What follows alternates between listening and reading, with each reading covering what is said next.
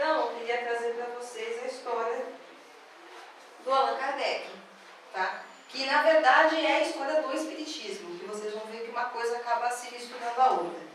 E, para quem não conhece isso, Allan Kardec, quando eu comecei a frequentar a casa espírita, eu ficava me perguntando, quando a gente viu os livros, mas como é que ele escreveu isso? Mas por que foi ele? Mas por que foi na França? O Brasil não é a pátria do espiritismo, então por que não foi, os livros não foram escritos aqui? E aí eu acabei lendo esse livro que é muito bom, que é a biografia dele, tá? Que é do Marcelo Souto Maior, que foi o mesmo que escreveu As Vidas de Chico Xavier, é um jornalista, é muito bom. E aí ele acaba contando um pouco dessa história. O que acontece? Na época, a França é no centro do mundo. Então, a França era naquela época o que os Estados Unidos é hoje pra gente. A língua do mundo era o francês, as pessoas se vestiam como se vestiam na França. E tinha acabado de acontecer uma coisa chamada Revolução Francesa. E os ideais de liberdade, igualdade e fraternidade estavam no ar. E começou a haver uma coisa que era o seguinte: a ciência pôde começar a enfrentar a religião. Porque antes disso havia uma coisa chamada Inquisição. E, infelizmente, qualquer pessoa que parecesse diferente, falasse diferente, ou às vezes ousasse ir contra qualquer coisa que a Igreja Católica falava, se tivesse sorte, só morria. Se não desse sorte, era torturado e morria. Tá? E aí, com a Inquisição perdendo a sua força, as pessoas passaram a observar, descobrir, as pessoas puderam começar a poder pensar e questionar. E nessa época, nasceu o seu Hippolyte Léon Denisard Rivail, que segundo o Google Tradutor é assim que fala o nome dele, então se alguém souber falar francês aqui, me perdoe. Ele nasceu em Lyon no dia 3 de outubro de 1804 e ele estudou na escola de Pestalozzi, na Suíça. Isso fez toda a diferença na vida dele, porque nessa época as crianças tinham que decorar e só. E se decorasse errado e não soubesse, não tirava só zero. Às vezes era palmatória, tinha que ficar no milho. A educação era nessa base. E a escola de Pestalozzi não, ela incentivava as crianças a saber o porquê das coisas. A estudar, saber, está estudando isso por quê? Com qual objetivo? E aí ele se apaixonou por educação. Desde os 14 anos, ele já dava aula para os colegas que estavam com dificuldade e começou a criar cursos gratuitos. E se formou aos 18 anos em Ciências e Letras. Ele se casou no dia 6 de fevereiro de 1832 com a Mélie Boudet, que é professora de Letras e Belas Artes, já tinha escrito 3 livros na época, e o legal é que ela era 9 anos mais velha do que ele. Então, na época, com 37 anos, em 1800, a pessoa, nessa época, 1872 com 37, é solteirona total. Né? Casar com um homem mais novo, 9 anos do que ele, foi um escândalo. E assim, coitado, né? Ele era uma pessoa assim, coitadinha, ele era burrinho, né? Inteligência pequena, a pessoa só falava alemão, inglês, holandês, italiano, espanhol. Né? Ele dava aula de química, matemática, astronomia, física, fisiologia, que é o estudo do funcionamento dos órgãos, que é uma matéria super fácil da faculdade de medicina, ele dava aula disso, sem ser médico. Dava aula de retórica, que é a capacidade do diálogo. Então, tinha muito isso na Grécia. Se os políticos tivessem aula de retórica, os debates iam ser muito melhores, porque as pessoas tinham... você ter argumento para conversar, para rebater uma pergunta. A aula de anatomia comparada, que é comparar a anatomia entre os animais e os homens, também é uma matéria super fácil, e francês. E os dois lutaram para uma maior democratização do ensino público e eles mantiveram na casa deles, vários cursos gratuitos. Então, assim, não foi qualquer pessoa, né? Então, a gente começa a entender por que foi ele o responsável. E o que é legal, assim, não sei se vocês, pessoal que tem a minha idade, assim, entendeu? Tem alguém aqui que estudou com aquela apostila Caminho Suave? Vocês conhecem, né? Então, a cartilha, então. Se tem apostila aí. É verdade, era cartilha, disfarça.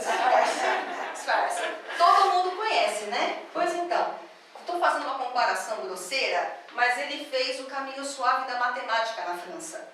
O livro dele, Curso Prático Teórico de Aritmética, foi usado por mais de 50 anos para ensinar matemática nas escolas.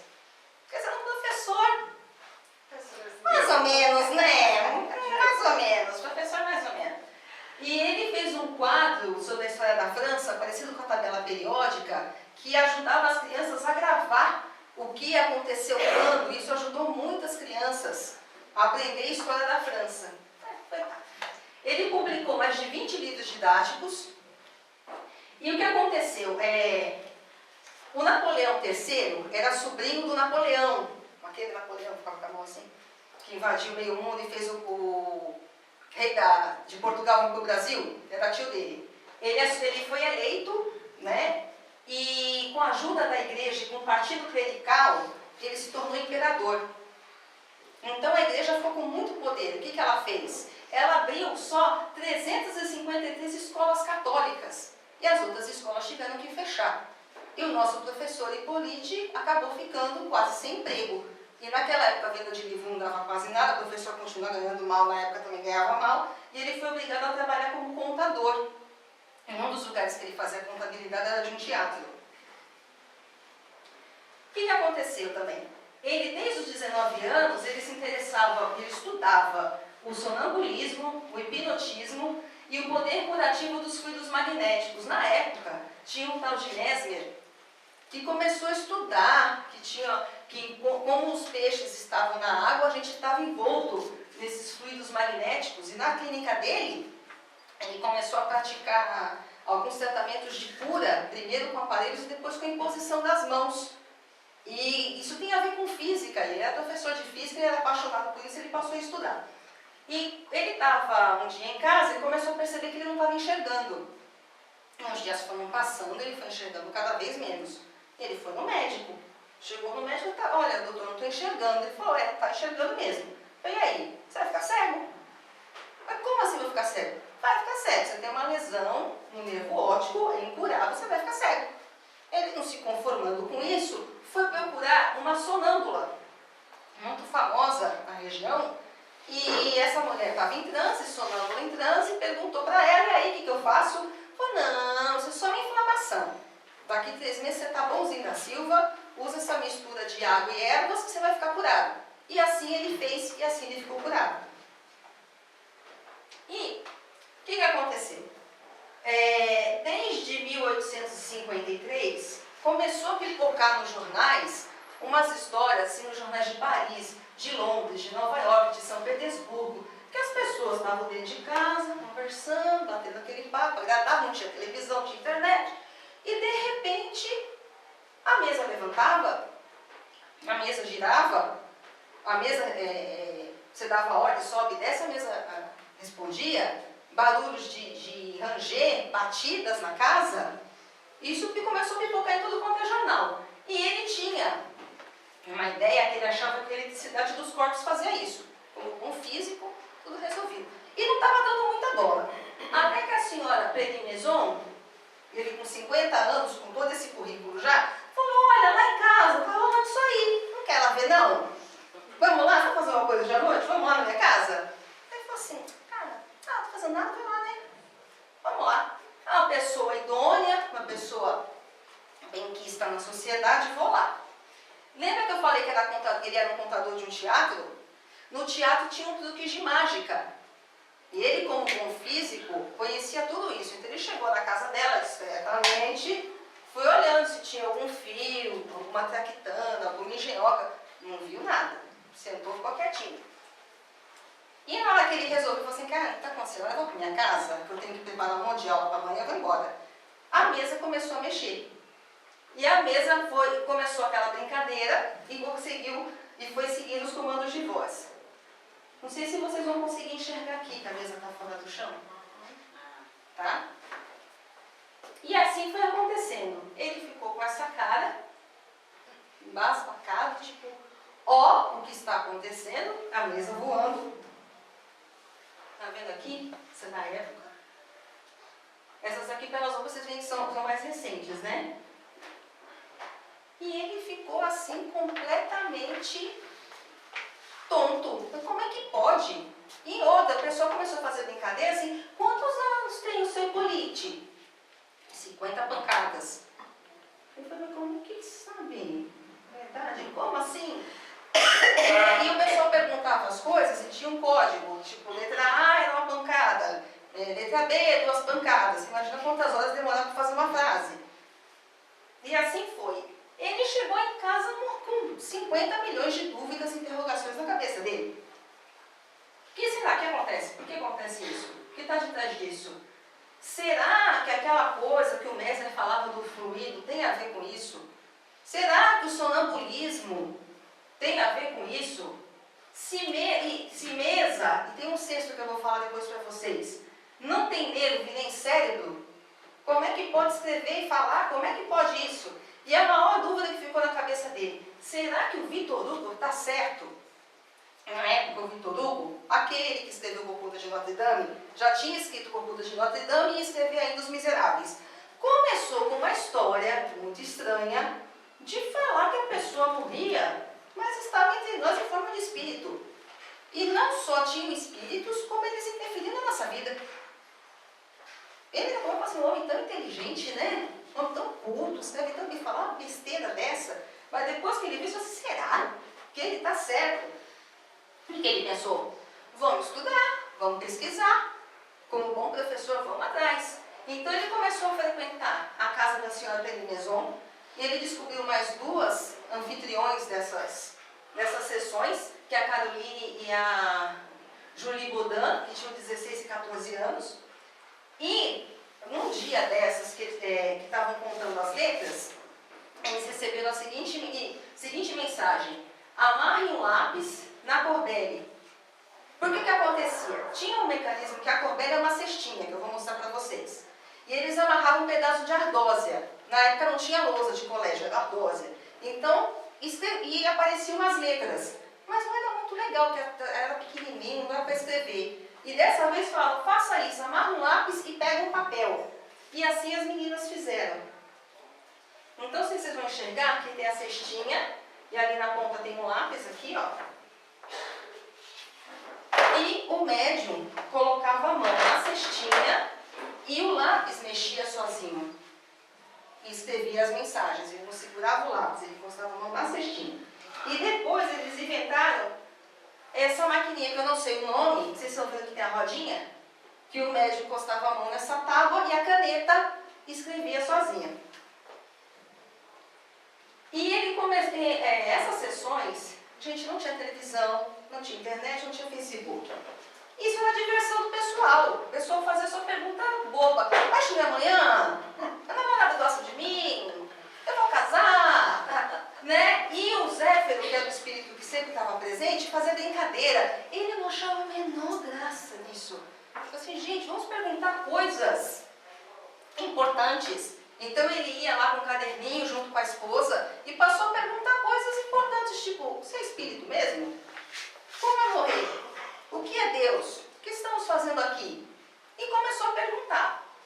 E teve um dia que um romancista, esse Frederic Soulier, ele escreveu uma mensagem para uma menina que tinha 16 anos, um texto belíssimo, que não tinha nada a ver com uma criança de 16 anos, com uma assinatura. E ele, como um bom cientista, foi atrás e viu que a assinatura era igualzinho ao romancista que já tinha falecido há uns 50 anos. Não sei se é 50 anos, mas já tinha falecido há um bom tempo. Então, depois de tudo isso, ele ficou com algumas convicções. Falou, não, quem está com essas mensagens realmente são de espíritos. E os espíritos são tão confiantes quanto os vivos. Ou seja, era preciso tomar cuidado. Então, logo no princípio, ele percebeu que a pessoa desencarnou, ela virou santa. E não é porque qualquer pessoa desencarna que vira sábia. Tá? E ele percebeu o seguinte, que eles são fontes de informação, não são reveladores predestinados. Ou seja, ele não é um oráculo, não é porque aquela mensagem está dizendo aquilo, que é aquilo. É necessário que as mensagens devem ser confrontadas e avaliadas com o bom senso e o discernimento. Isso vale até hoje, né? E aí, o que ele resolveu fazer? Então, assim, vamos botar o dedo nessa bagunça e ele passou a filtrar e organizar essas mensagens. Então já se foi final de semana, noite, férias, porque a pessoa tinha que trabalhar, né? Ele dava aula, ele trabalhava como contador, e o tempo livre todinho dele era participando dessas sessões. E ele passou, como cientista, a fazer as mesmas perguntas em dias e em horários diferentes para anfitriões diferentes. E não foi a surpresa dele que às vezes as respostas eram iguais, palavra por palavra. E aí ficou essa assim, mas como é que a gente define essa pessoa que consegue? Porque eu não consigo. Ele ficava chateado com isso, ele ficava aborrecido com isso. Porque ele queria tanto poder fazer a mesma coisa, ele ficava lá horas com a mão, lá na Corbelli, nada. Por que comigo não? E como é que eu chamo essas pessoas? E os próprios espíritos falaram, vamos chamar de médium, porque é o meio, é o intermediário entre os espíritos e os homens. E ele passou 10 meses frequentando a casa delas, e um dia, ele está andando na rua, e um amigo dele falou, preciso falar com você. Falou assim, eu estou sabendo que você está indo nas sessões, anotando. Então, eu tenho 50 cadernos, com 5 anos de anotações, de uma agora médium, né? O de Jafé, que ela tem 19 anos, ela tem 5 anos de anotação das coisas que ela recebe. Você quer? Eu falei, claro que eu quero. E qual foi o pensamento dele? As pessoas precisam saber disso. As pessoas têm que saber o que está se passando. Eu acho que isso dá um livro. E o que ele vai fazer? Vou escrever um livro. Um professor já tinha escrito 20, acho que ele sabia, né, escrever. E aí, ele está na casa dele, começando a organizar isso, para escrever um livro, começaram umas pancadas dentro de casa. Aí ele parou de escrever para dar pancada. Aí ele voltava a escrever, voltava a pancada. Aí ficou assim, negócio, eu dormi, desisto. Quando foi no outro dia, ele foi perguntar para o Zé, falou assim, olha, eu estava em casa, tiveram umas pancadas. Você sabe o que foi? Ele falou, sim, é um espírito familiar seu. Eu queria te chamar a atenção. Mas quem é? Vai estar aqui, quer falar com ele? Aí ele perguntou, oi, tudo bom? Eu falei assim, oi, falei assim, quem é você? Eu falei assim, pra você eu me chamo a verdade. Aí por quê? Mas não interessa meu nome.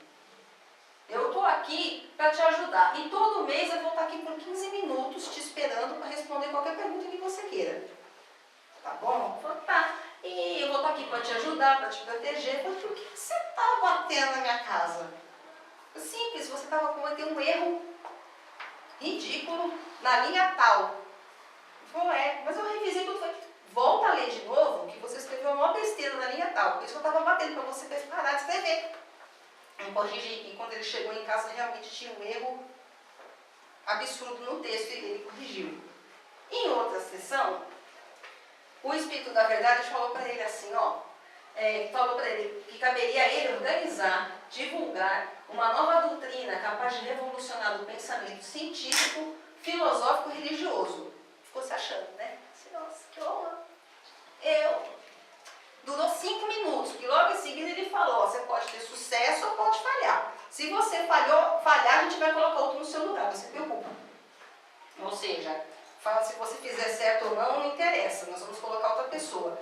A missão é importante, não é você. Então, e aí, deu uma mensagem para ele também, que é o seguinte, é necessário que te mostres no conflito, ódios terríveis serão azulados contra ti, implacáveis inimigos temarão tua perda, verás pear abraços com a malevolência, com a calúnia, com a traição, mesmo dos que te parecerão os mais dedicados. Tuas melhores instruções serão desprezadas e falseadas, por mais de uma vez sucumbirás sob o peso da fadiga. Eu vou ficando preocupado, né? E ele falou assim, e como eu tenho que agir? Você vai ter que ter humildade, modéstia, desinteresse, coragem, perseverança, devotamento, abnegação, firmeza inabalável, prudência e tato para não comprometer o sucesso com atos ou palavras intempestivas.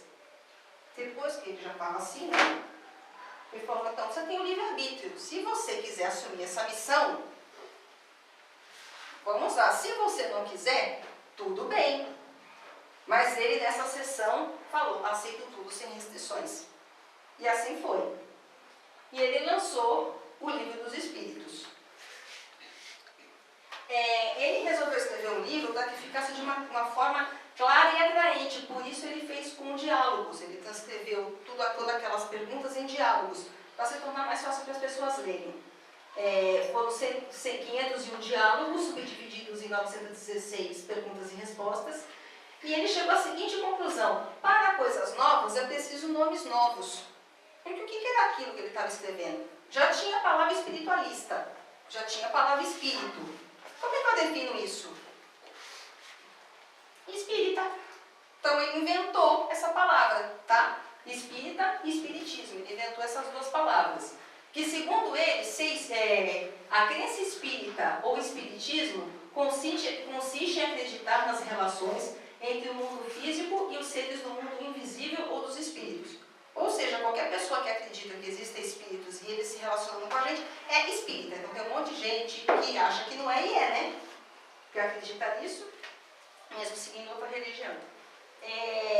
E ele colocou na capa que isso tinha sido escrito e publicado conforme o ditado e as ordens dos espíritos superiores.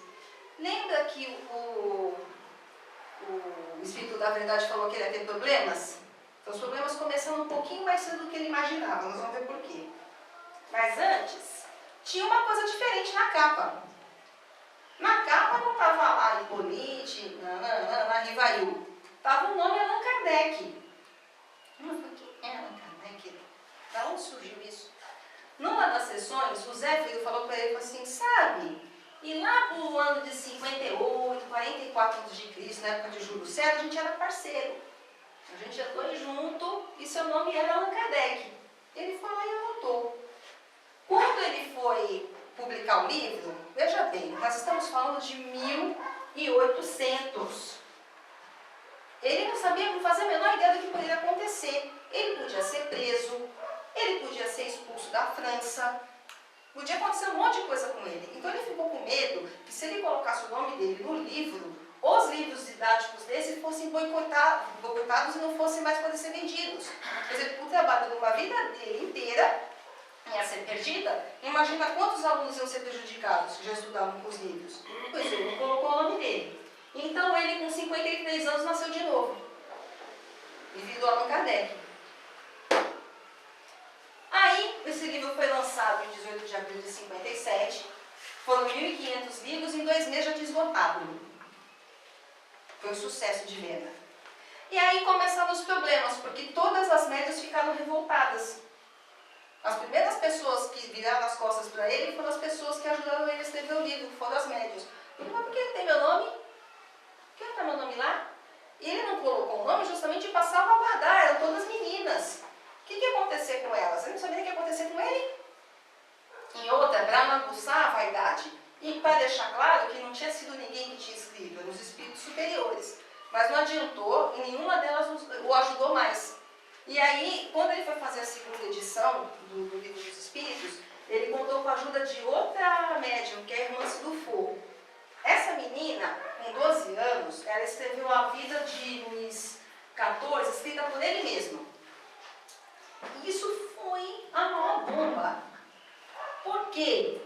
Ele tinha um imperador e acharam que no livro tinha algumas referências contra o imperador. Chamaram a menina, ela tinha que falar que ela falava que era coisa do capeta, tinha que negar. Só que o imperador ficou encafifado com aquilo. Assim, eu quero conhecer essa menina, chama ela aqui. Lá foi a menininha lá. Aí ele falou assim, negócio de espírito? Vou testar você. Eu vou fazer uma pergunta mental e eu quero que você responda. E essa menina, ela não precisava mais da Corbelli, ela segurava o lápis e o lápis se mexia na mão dela. E assim fez. Ele fez uma pergunta mental e quem respondeu foi o tio dele, o Napoleão. E quando ele viu o texto, ele falou, é o meu tio.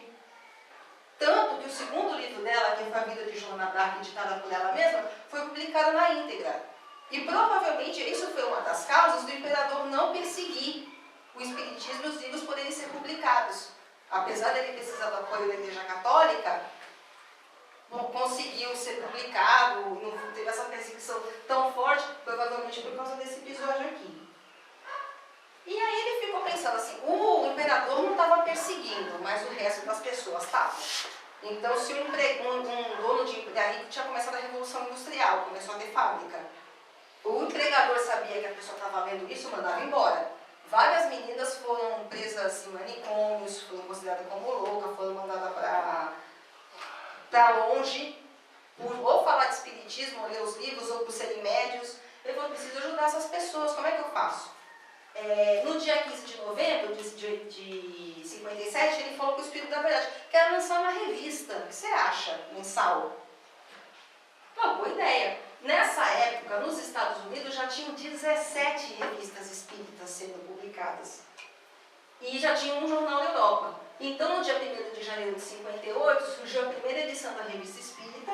E em 6 meses já tinham assinantes, né, em toda a Europa, no México, no Canadá, em Moscou, nos Estados Unidos e até em Xangai. E aí, ele começou a falar assim, tenta ficar aí na casa de todo mundo, vamos fazer sessão na minha casa, vamos facilitar. E começou a fazer as sessões com 15 pessoas. Daqui a pouco virou 30, daqui a pouco aumentou, não cabia mais. A pessoa assim, vamos fazer o seguinte, vamos rachar o aluguel e vamos para um lugar maior para fazer essa reunião? Vamos. E aí surgiu, no dia 1º de abril de 1858, o primeiro centro espírita. Tá? E ele continuou trabalhando. E ele publicou o que é o Espiritismo, que era em 59, que era para ser uma cartilha mesmo, para explicar o que era, para que servia. Como bom professor, ele lançou uma cartilha, claro. E em 1860, ele lançou a 3ª edição. Então, na primeira edição do Livro dos Espíritos, tinham 501 perguntas. Na terceira, já tinham 1018. Você vê como ele ampliou o livro. E aí ele continuou trabalhando e lançou o Livro dos Médiuns, em janeiro de 61. Porque para ser um livro, para ser um guia, porque tinham várias pessoas que estavam se descobrindo médiuns, não sabiam o que eu sou, como é que é isso, o que eu faço, como eu devo me comportar, para ajudar essas pessoas e também para alertar sobre os artifícios dos falsos médiuns. Porque na época começou a ter um monte de teatro de médiuns. A pessoa cobrava ingresso, ia para o teatro, e colocava violino para tocar, e tudo era mentira. E cada vez que um era descoberto, lá ia ele ter que defender o espiritismo. Então ele foi alertar as pessoas. Por quê? Era para ficar atento no conteúdo e no propósito daquilo. Então, se era sendo cobrado, com que propósito está sendo feito isso? Se está sendo cobrado, não é uma coisa boa, né? E ele alertou as pessoas que os fenômenos físicos, eles serviam muito mais para as vistas do que para a mente. Então, para quê? Né? E ele começou a falar uma coisa importante, porque na época já começou uma polêmica entre as pessoas que frequentavam as sessões, que eles queriam que as sessões fossem abertas. Essas sessões que ele fazia era para perguntar coisas importantes, porque ele estava querendo fazer outros livros. E eles queriam que todo mundo participasse. E ele já começou a falar desde essa época que uma reunião espírita nós vamos ou deveríamos ir para nos instruir.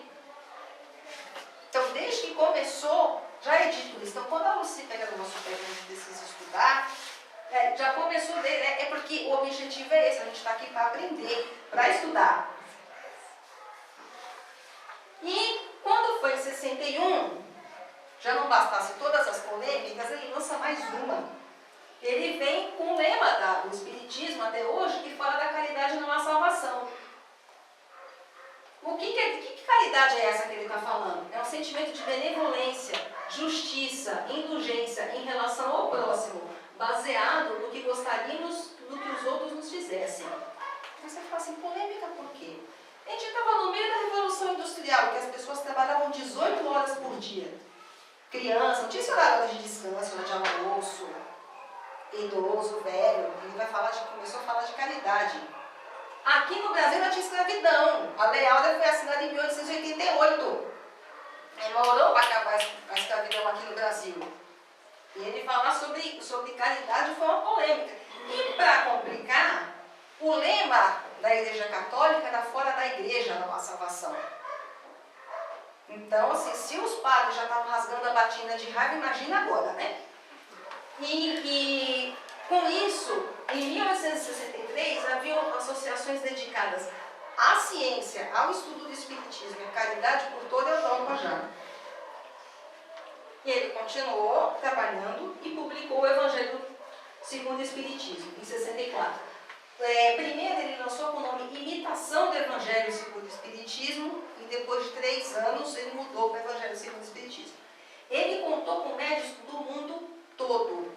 Ele mandava as perguntas para os médiuns, a mesma, e recolhia todas essas respostas. Então foram vários médiuns do mundo inteiro que participaram.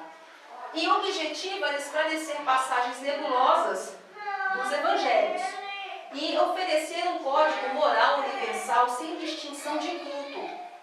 Então ele não estava querendo que ninguém fosse espírita, ele queria que fosse uma coisa universal que ajudasse qualquer pessoa. E a primeira vez que ele fala que a doutrina do Espírito é a terceira revelação. A primeira revelação é o Antigo Testamento, a segunda é o Novo Testamento e a doutrina espírita seria a terceira. A Igreja Católica fica tão feliz. E sabia assim, ver a mensagem assim, do Santo Agostinho, do evangelista. Você imagina a quantidade de cartas, reclamações que houveram na época, ele teve que responder tudo isso. Foi tanta pressão, tanta confusão, que em 65 ele teve um derrame. E ficou um bom tempo de cama. Só que ele era incansável, ele resolveu, vou voltar a trabalhar. O homeopata Antônio Demer chegou para ele e falou assim, era o homeopata dele desencarnado, tá? Falava dessa maneira, diminui o ritmo, você tem que trabalhar a maconha assim, veja bem, e ele não parava. Até que ele falou assim, ó, se você desencarnar, vier para cá antes da hora, por excesso de trabalho, você vai ser considerado suicida. Maneira. E foi só assim que ele maneirou.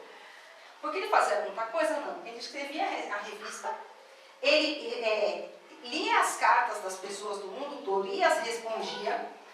Ele tinha que responder a todos os problemas, cada vez que alguém, como eu falei, um falsário aparecia, ele tinha que responder. Cada vez que um padre falava aquela coisa do demo, ele ia lá e tinha que responder. Ele dava palestras, ele viajava a França inteira e a outros países dando palestras. Ele fazia as reuniões, ele mandava carta para os médios e ele estava fazendo livro. Só de falar eu já fiquei cansada. Mas ele não parou. Ele lançou O Céu e o Inferno, em 65, para explicar a justiça divina segundo o Espiritismo, para falar que não tem céu, que não tem inferno, que a pessoa não fez alguma coisa errada, não vai sofrer pelo resto da vida. Só que na época as pessoas acreditavam muito nisso, tinham muito medo. E ele fez esse livro justamente para esclarecer as pessoas. E nessa época também começou a ter muito ataque aos médiuns de cura, porque eles começaram a ser acusados de exercício ilegal da medicina. E lá teve que ele defender, porque vocês não cobram, eles não passam remédio. Como é que ele está exercendo medicina irregular? E ele tinha a frase padrão que é falar, é preferível você ser curado por um louco do que ser enterrado por um homem de bom senso. E ele escreveu também a Gênese, em 68, que é para explicar os milagres, as expedições segundo o Espiritismo, para explicar que nada é milagre, tudo tem uma explicação. E ele, como professor de Física, Química e Biologia, usou isso para explicar os fenômenos da natureza e as coisas que são ditas milagres.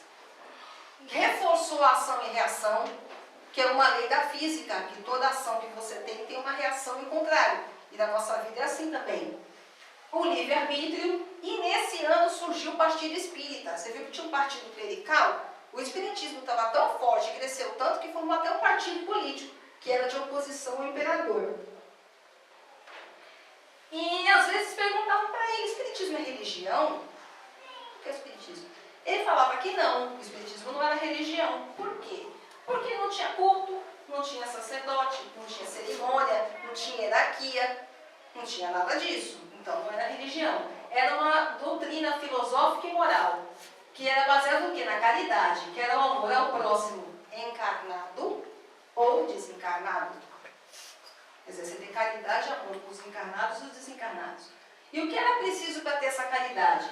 Amar ao próximo como a si mesmo, abjurar todo sentimento de ódio, rancor, inveja, ciúme e vingança, ou seja, todo o desejo de prejudicar. E isso continua sendo verdade, né? Eu faço ao próximo o que eu gostaria que fosse feito para mim. Quando eu fui, uma das primeiras vezes numa casa espírita, fizeram esse desenho aqui, para explicar o que era o espiritismo. E colocaram que era ciência, filosofia e religião embaixo. Baseado no que ele falou, eu troquei por fé e caridade. A base é você você ter fé em Deus e ter essa caridade com o próximo e com você mesmo. Só que tem o lado da ciência e da filosofia. A ciência é saber o porquê das coisas. Porque isso vai te ajudar. Se você sabe que a raiva, o ódio te deixam doente, sabe por que te deixa doente, você tem como evitar ficar com alguma doença ou melhorar disso. Se você sabe que os espíritos podem agir em você, que existem obsessores e sabe o mecanismo disso, você pode aprender mecanismos para poder se proteger. Isso é a ciência que está aqui. E a filosofia é tudo que Jesus falou, a filosofia que ele ensinou quando estava aqui. E que outros espíritos vieram explicar e deixar de forma mais clara. Como veio o Bezerra de Menezes, o André Luiz e tantos outros que passaram para a gente. Então, reforçando de novo o que a você sempre fala, a gente precisa estudar.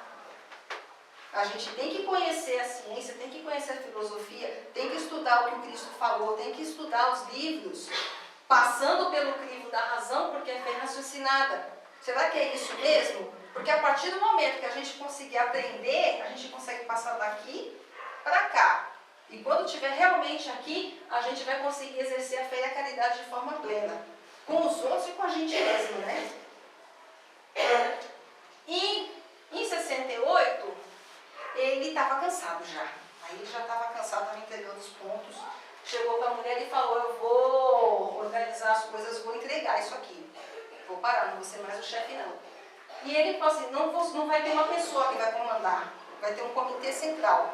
Vai ser um grupo, vai ser sorteado, cada ano vai trocar o cargo para comandar toda a parte espírita, né?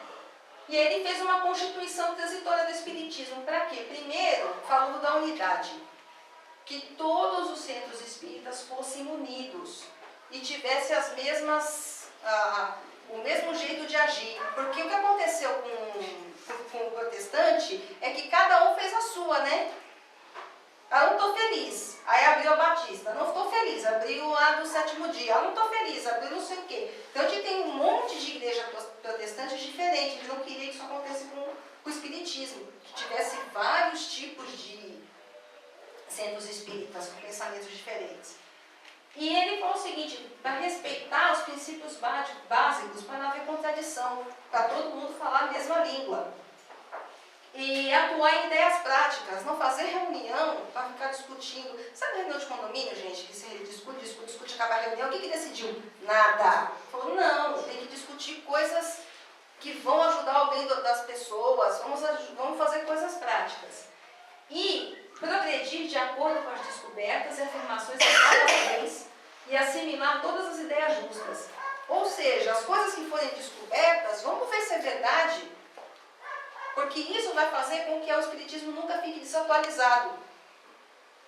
Se todo mundo estudar, ver, às vezes surgem alguns livros com ideias polêmicas, vamos ver se é isso mesmo? Será que é? Será que não é? Isso vai fazer com que a gente não fique desatualizado nunca. E graças a Deus eu acho que a gente conseguiu.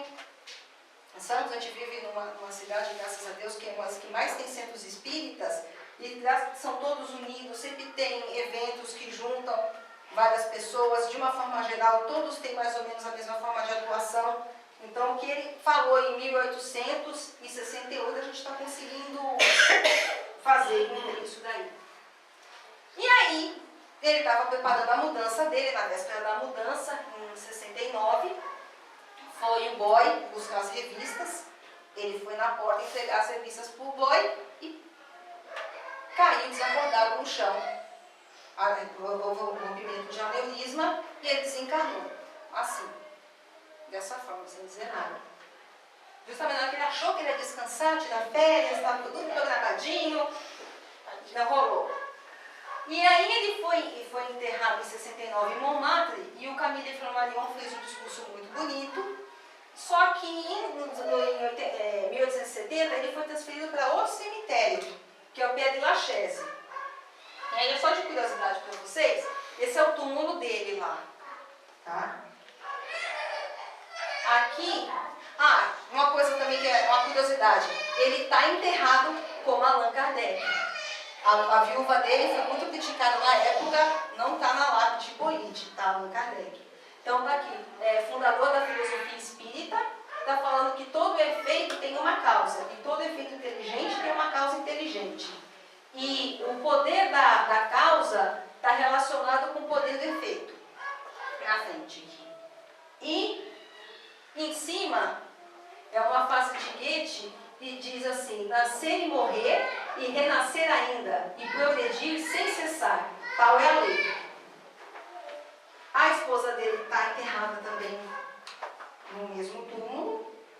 E isso aqui é só uma curiosidade, porque assim, a gente escuta falar que não tem mais espiritismo na Europa, que o espiritismo na França acabou, né? No mesmo cemitério tem muita gente importante que está enterrada. Então eu queria só que vocês reparassem nas flores. Esse aqui é o túmulo de Edith Piaf. Tá? Todos os túmulos assim, de pessoas que têm flores. Esse aqui é do Hahnemann, que é o desenvolvedor da homeopatia, né? O inventor da homeopatia. Esse aqui é do Chopin. E esse é o do Allan Kardec. Se você pegar qualquer guia de viagem que fala do cemitério, vai estar escrito que o túmulo mais florido é o dele. E o túmulo mais florido do cemitério é o dele. Então tem espírita lá sim. Tá? E aí fica a questão, por que não tem mais espiritismo na Europa? Se tinham 17 revistas antes do Allan Kardec lançar, já tinham 17 nos Estados Unidos e não foi para frente, né? Vai ficar para a próxima. Obrigada, gente. Boa noite.